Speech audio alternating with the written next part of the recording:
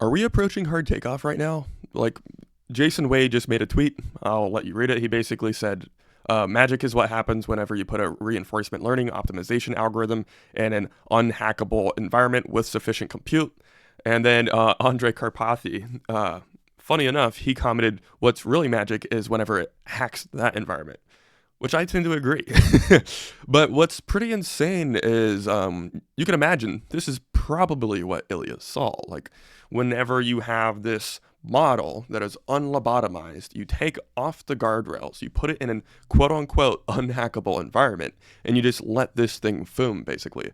I don't think it's actually going to foom in like the sense that most people hear the word foom and how they think about that word, just because it needs to conduct novel experiments and gather novel data for it to become intrinsically super intelligent. But it will develop better algorithms and better ways to generalize across the data that it actually has. Because whenever we remove those guardrails, it has better general capabilities across that data. It can now generalize much better because it's not being constrained, essentially. So while yes, this model is I'm kind of on the edge of saying that model's somewhat super intelligent. I don't necessarily think it's super intelligence in the traditional sense of the word, but I do think it's, to many people's standards, it's definitely AGI.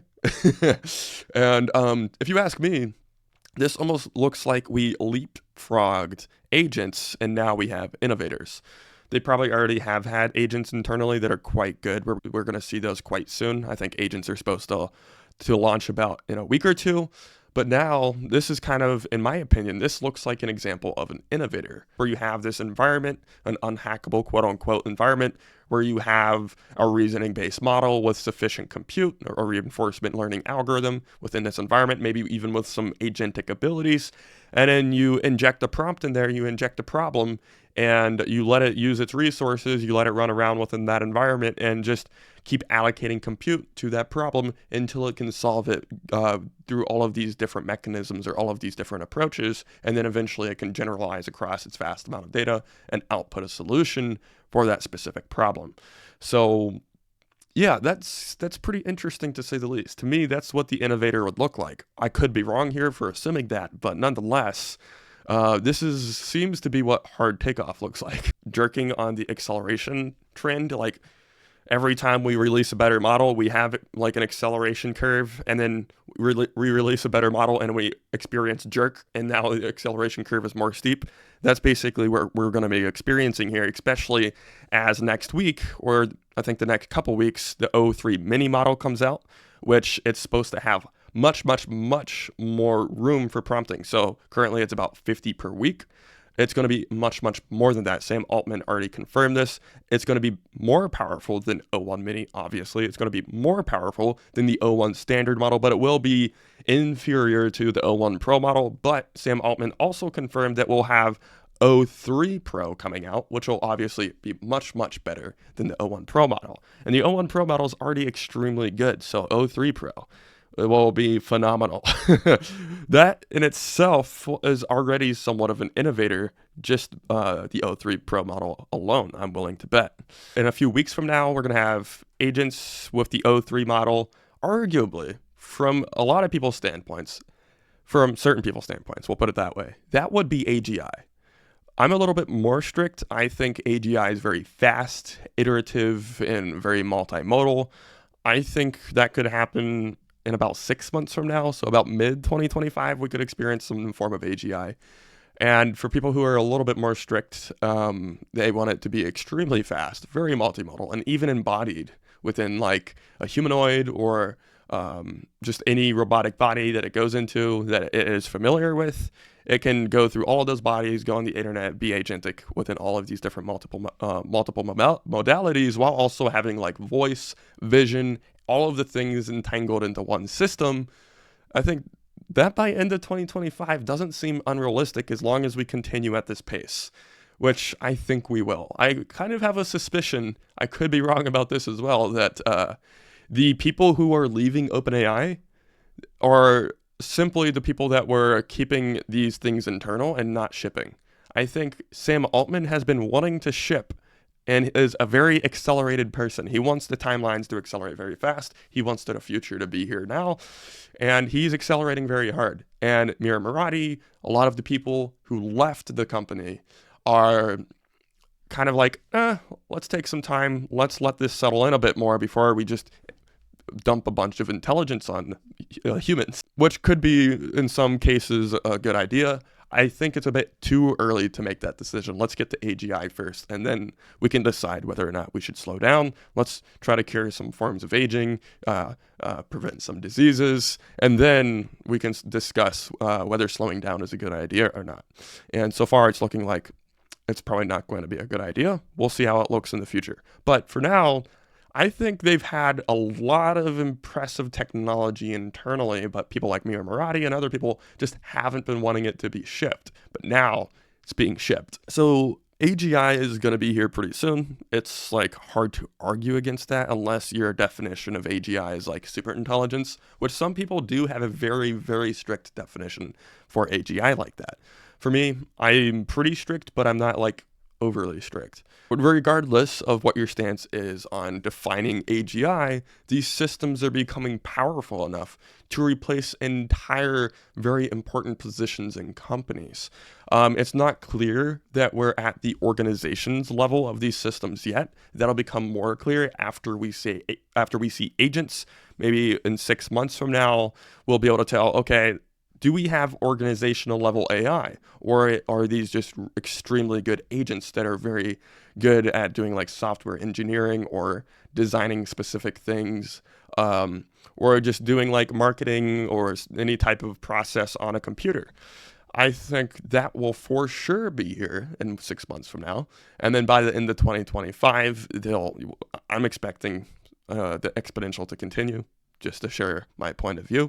So if you've been watching my YouTube channel, you've probably heard me say this 1,000 times, but the fundamental question becomes, whenever we have this technology, is whenever every single person at an individual level owns a computer that can do all economically viable tasks that any human can do, what is there left for humans to buy?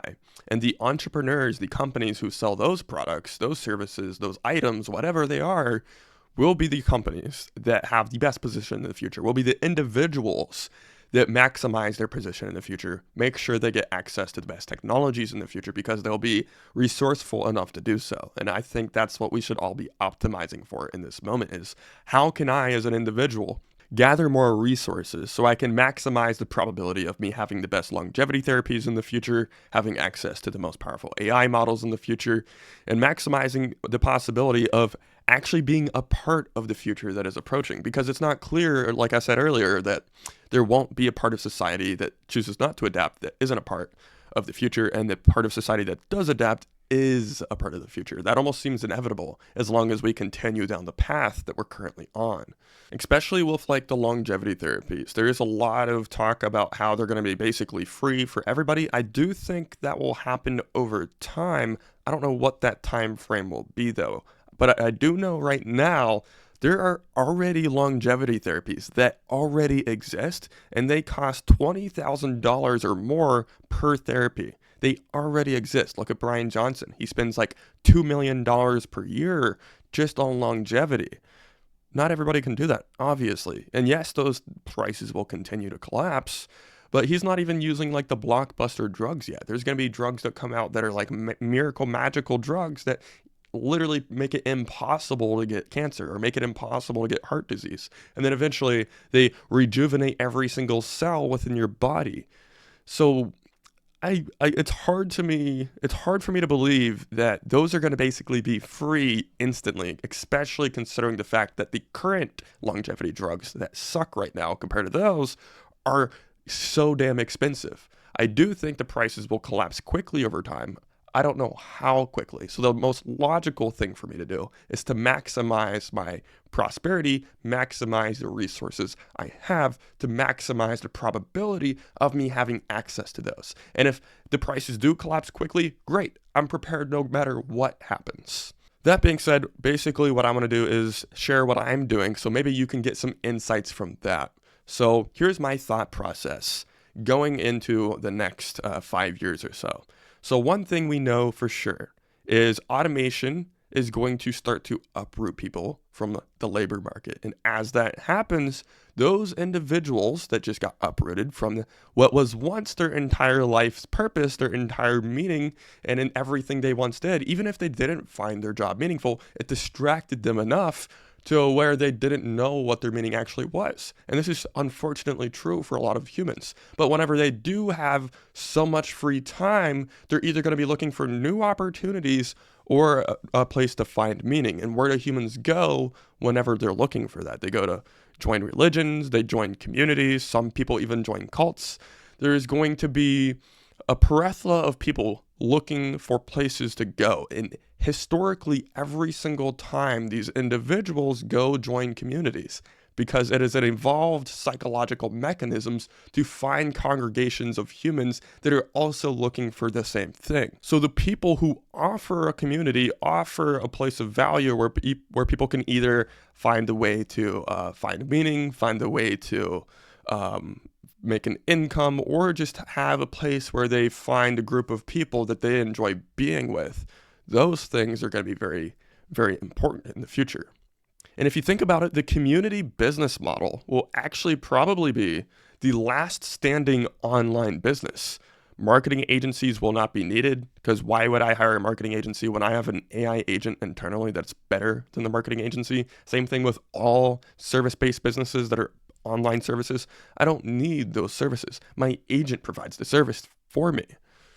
And then software companies will also not exist, because why would I buy a specific type of software that isn't even tailored to my specific needs? Why don't I just build my own software? Because I have an agent that can do that for basically free. I can build the software exactly how I want to use it, exactly for myself, and I know how it works because I'm the one who had the agent build it for me. So a lot of the current online business models don't seem like they're very long-term business models. Like, I do think short-term they're somewhat viable, but they will be dying at the pace of AI adoption. Just like during the dot-com boom, we saw newspapers dying at the pace of internet adoption. A lot of these business models will be dying at the pace of AI adoption. AI is the final version of software. That being said, communities will be something that aren't really automatable. While they can be automated with AI, there will be a human that deploys that AI to automate it. Whenever you have a community, you're building up this product. The community is the product, and you cannot automate the congregation of humans. The congregation of humans is a product that has an intrinsic moat. It is a psychological moat. After we see these AI agents become better than humans in every single category, what is the moat anymore? Well, there's not going to be intellectual moats. There's not going to be any product moats because everybody has access to the same engineers, the AI agents. So what is the new moat? It's financial and psychological moats that are the new moats.